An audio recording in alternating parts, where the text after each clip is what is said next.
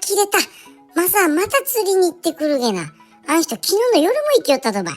ただ寝るだけで帰ってきて、また朝から釣りげな。だいたいあんま釣りよらんめえが。YouTube で釣れたとこばっか見せてからくさ。昔からあげんやろうが。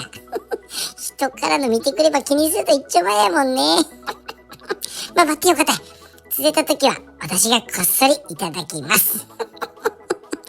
この前みんな言ったもん。あれ魚もう一匹おらんやった？